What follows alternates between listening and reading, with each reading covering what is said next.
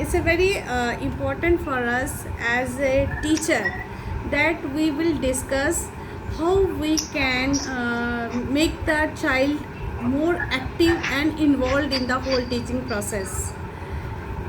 तो आपकी तरफ से मुझे जो प्रपोजल मिला, first of all thank you for giving me an opportunity and to discuss about the constructivism. तो मुझे बहुत साउंड आ रही है आपकी तरफ से, या तो आप म्यूट कर दीजिए. पंकज सर आप अपना माइक म्यूट कर लो. ठीक है. तो यहाँ पे हमारा किस पे फोकस हम बात करते हैं फोकस की, कि हमने कहा कि हमें दिक्कत आ रही है कि कंस्ट्रक्टिविज्म क्या है. तो फर्स्ट क्वेश्चन जो हमारे सामने आता है, if we go through the word construct, तो कंस्ट्रक्ट क्या होता है? To create something new, to create the things. अब वो जो क्रिएशन जो है, what is that thing? That means creation is connected with our cognitive domain.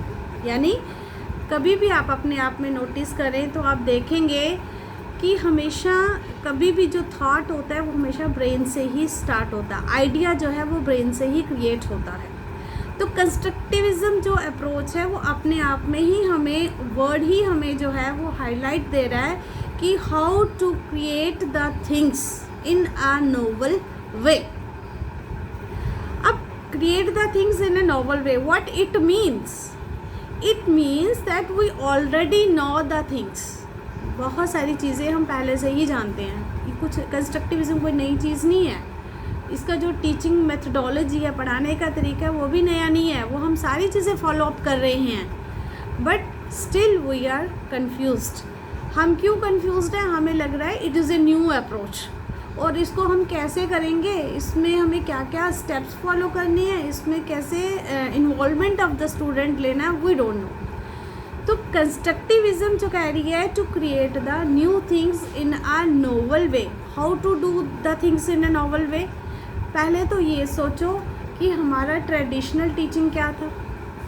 जो हमारी ट्रेडिशनल टीचिंग है वो क्या था कि टीचर पढ़ाती थी, स्टूडेंट लिसनर था. That means teacher is the active part and student is the passive part. अब slowly and gradually a need is felt कि हम किसको सिखा रहे हैं. We feel that learner is more knowledgeable than the teacher. Learner is having a more knowledge. How? Because he or she acquired knowledge from various sources.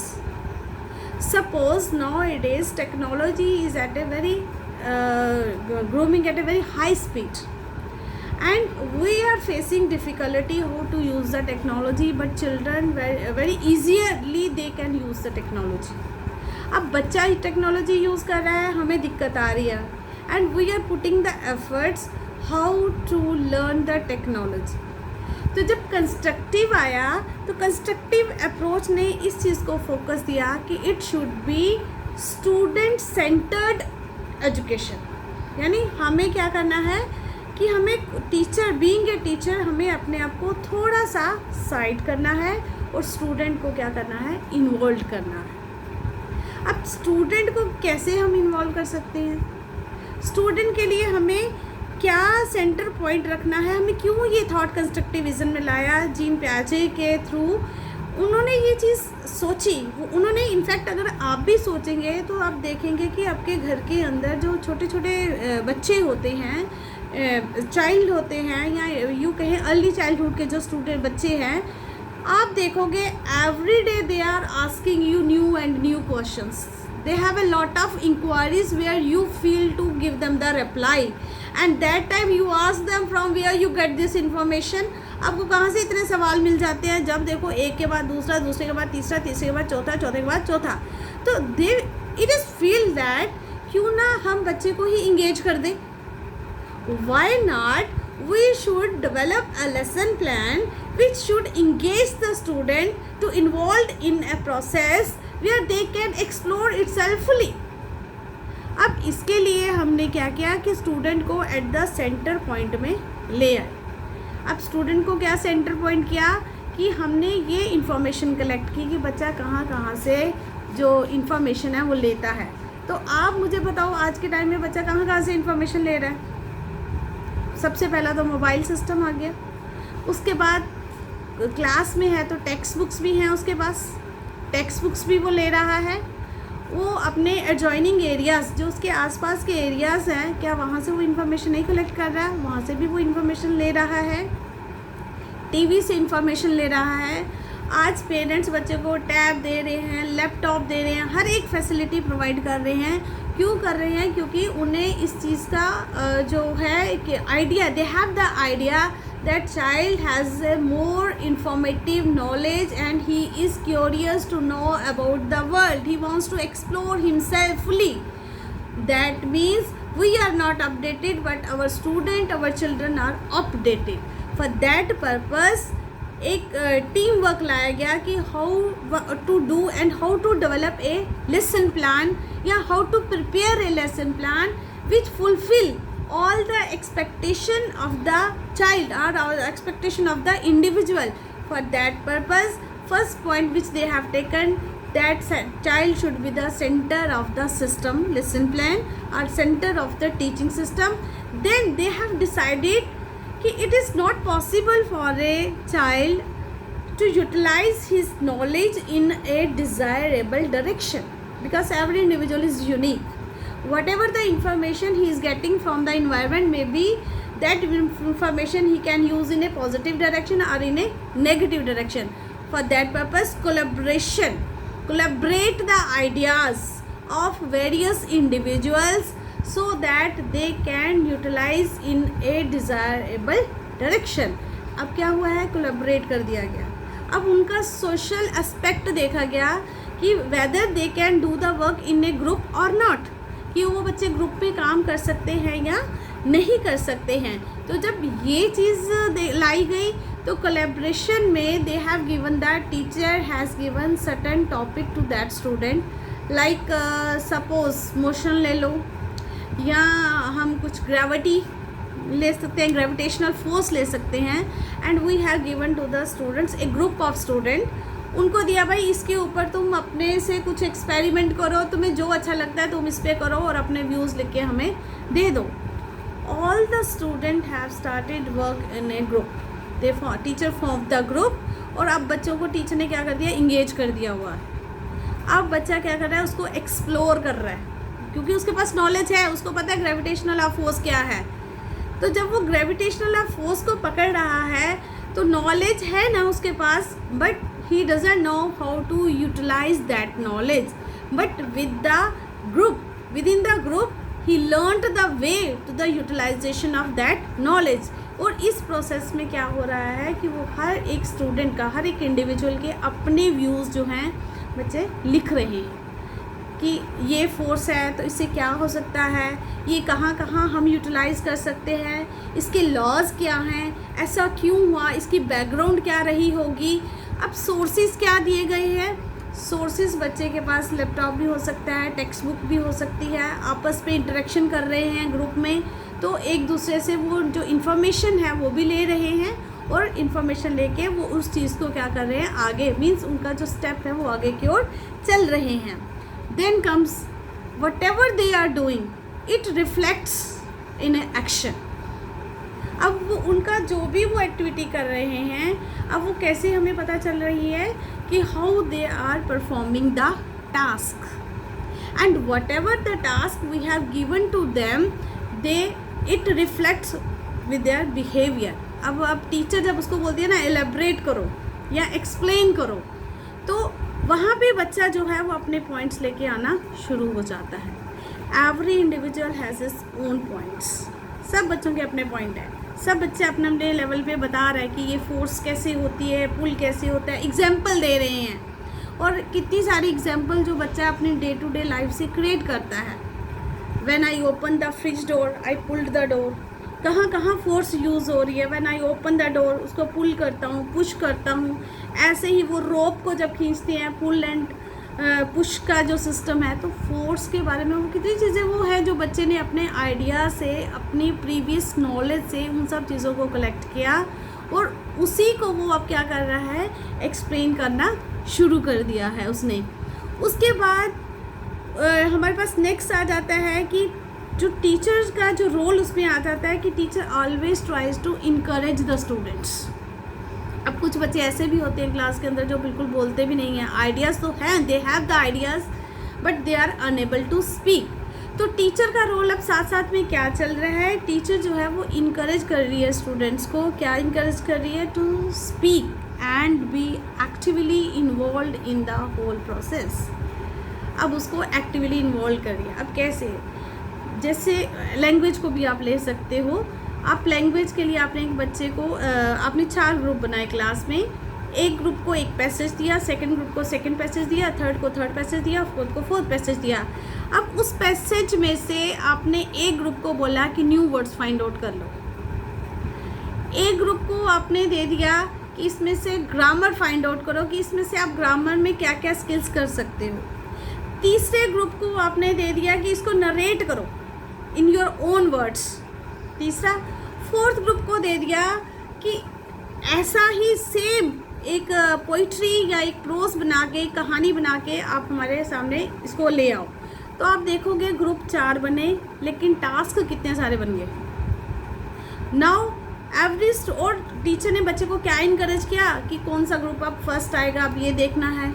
अब क्या है कि सब बच्चों में कोऑर्डिनेशन बन गई, सब बच्चे आपस में एक दूसरे के साथ कोऑर्डिनेशन करके उस वर्क को पहले ख़त्म करने के लिए कोशिश करते हैं कि how to finish that work within time. And teacher has assign that time limit की I am giving you 10 minutes और 15 minutes, you can complete it your task within a short span of time. तो when the time is over, जिस भी group ने वो काम किया, तो टीचर का क्या हुआ, एक्टिवली पार्टिसिपेशन किसके थ्रू मोटिवेशन, कि टीचर ने बच्चे को मोटिवेट भी कर दिया, एक्टिवली इन्वॉल्व इंगेज भी कर दिया। स्टूडेंट का जो उसको रिस्पॉन्स मिल रहा है उसमें से वो क्या कर रही है कि बच्चे का देख रही है कि बच्चे की जो क्रिएटिवनेस है, जो उसकी प्रीवियस नॉलेज है, वो कैसे कनेक्ट हो रही है प्रेजेंट नॉलेज के बाद। उसके बाद आपके पास आता है कि teacher have sound and updated knowledge on subjects, यानी टीचर का रोल साइमल्टेनियसली चल रहा है, क्योंकि हम बच्चे को जितना इन्वॉल्व कर रहे हैं टीचर को भी हम उतना ही इन्वॉल्व कर रहे हैं।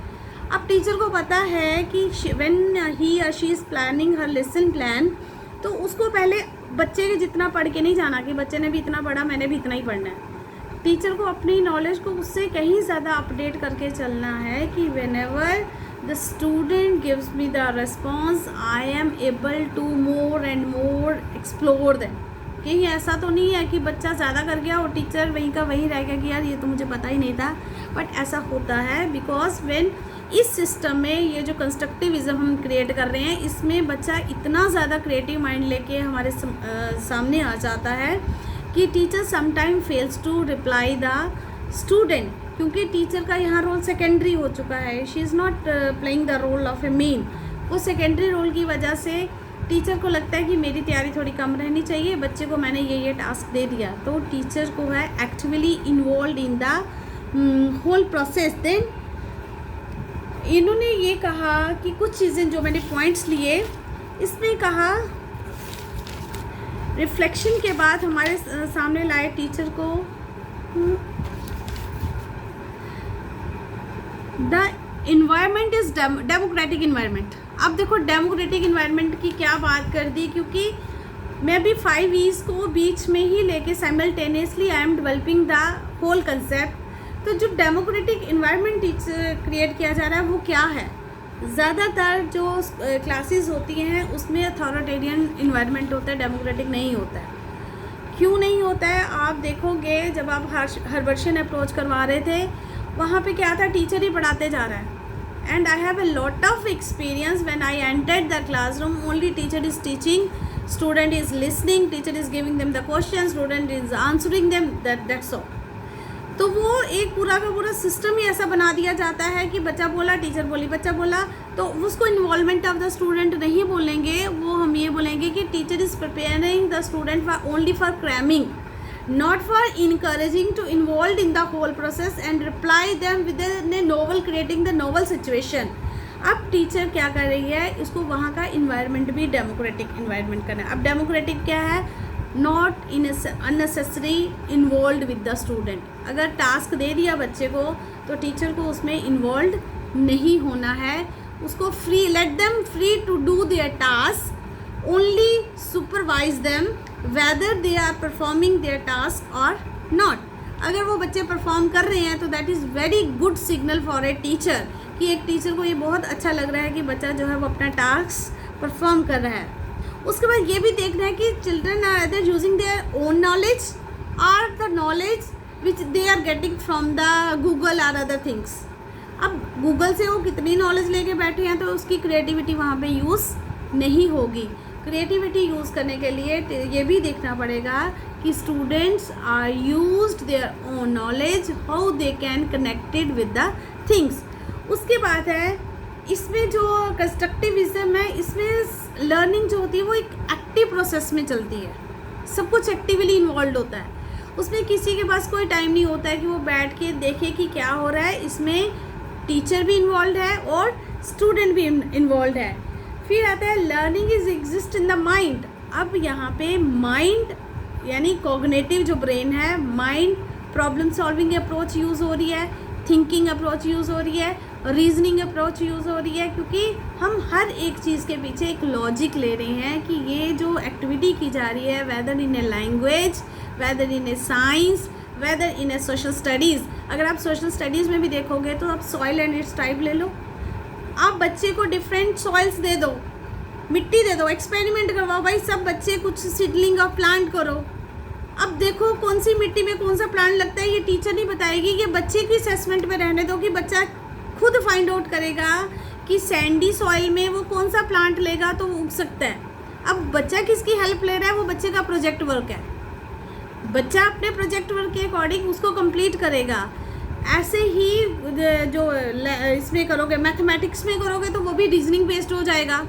बच्चा खुद रीजनिंग यूज़ करेगा कि ये फार्मूला अप्लाई करने से मैं कितना क्या सॉर्ट आउट कर सकता हूँ, कमर्शियल मैथ कैसे कर सकता हूँ, ये ज्योमेट्री है उसके लिए ये जो एंगल्स को लेके कितनी सारी ऐसी चीज़ें हैं जो डिग्री बेस्ड होती हैं, जो ज्योमेट्रिकल फिगर्स में होती हैं, ये बच्चे के लिए कलेक्शंस हो जाती हैं. उसके बाद है motivation is the key of learning. यानी मेरे पास इतने सारा मुझे लगता है एक्टिविटी पे मैंने वर्कआउट किया कि सारी की सारी चीज़ें तभी वर्कआउट करेंगी जब उस चीज़ के अंदर मोटिवेशन होगा. अब मोटिवेशन क्या है, सबसे पहले जब मैंने ये मोटिवेशन वर्ड यहाँ कर रही है ना, तो आप इसके पॉइंट में चले जाओ तो इंगेज वर्ड है, तो क्या वहाँ पे मोटिवेशन यूज़ हो सकता है? Give me one answer. Engage.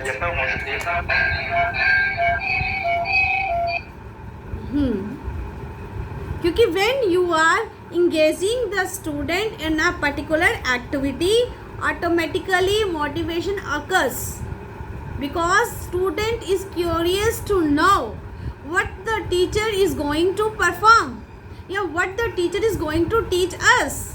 तो टीचर ने उनके सामने कुछ ब्लॉक्स ला के रख दिए, ये लो भाई तुम्हारे लिए ये ब्लॉक्स का काम है, ये लो तुम्हारे लिए स्टोरी से रिलेटेड कुछ चार्ट्स या पिक्चर्स ली, वो रख दी.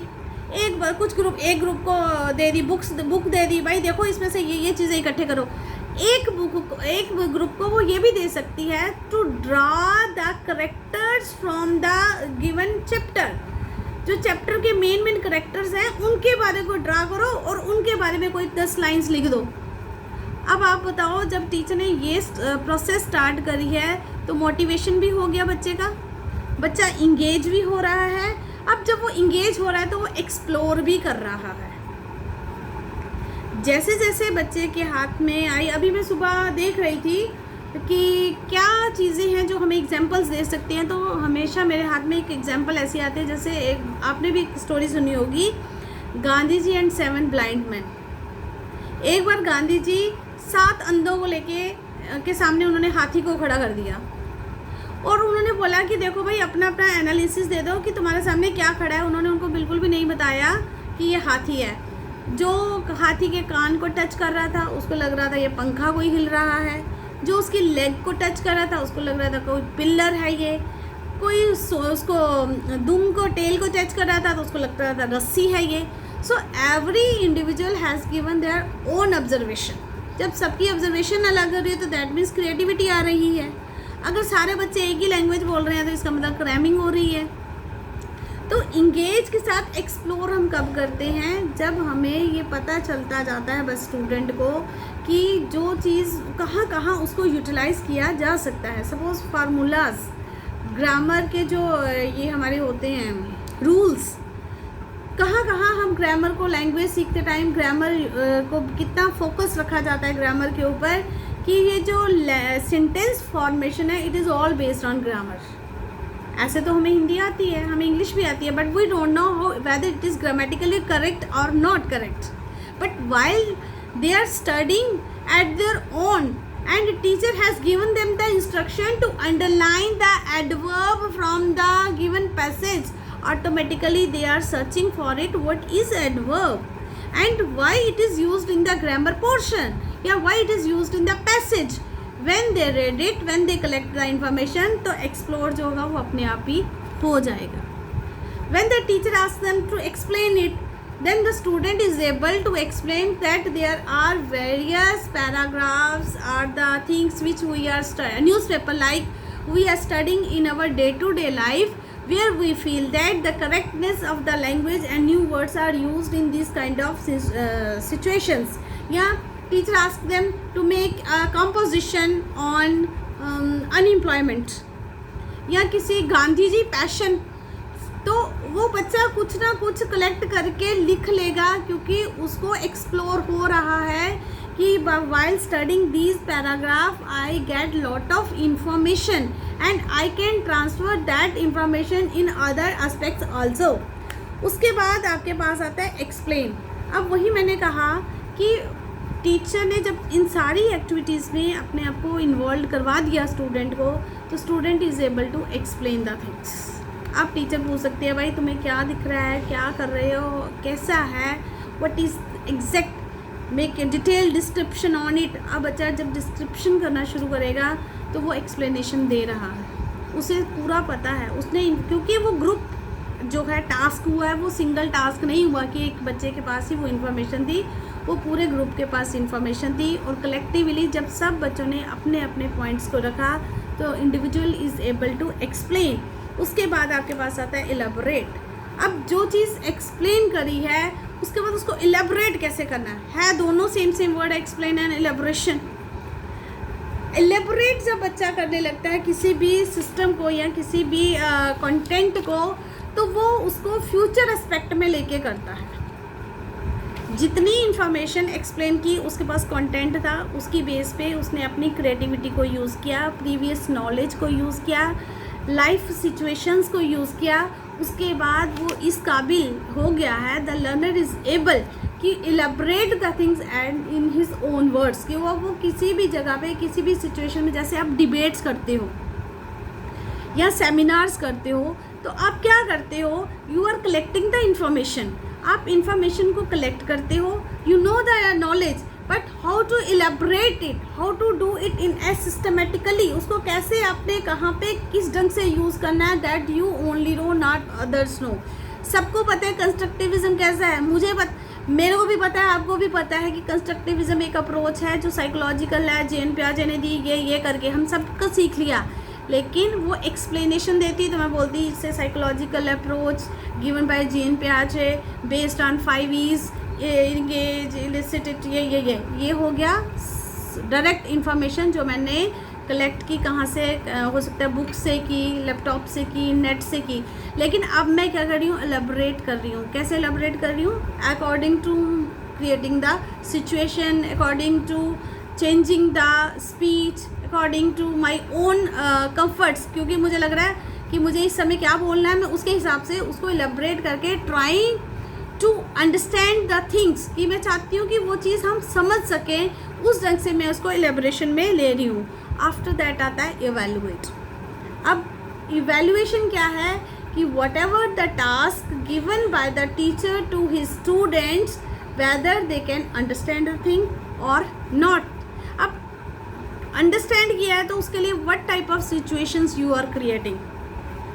आपने ग्रुप को वर्ड मीनिंग भी दिए, आपने ग्रुप को पैसेज भी दिया, आपने ग्रुप को कहा कि कंपोजिशन भी बना दो, आपने बच्चों को ये कहा कि आपने इसको डायरेक्ट प्रोनाउंसिएशन जो है इसकी करेक्टनेस में लानी है। जब आपने सारी चीज़ें कर दी हैं, अगर आप थोड़ा सा मुझे टाइम दो, मुझे राजीव सर की कॉल आ रही है, डायरेक्टर कॉलेज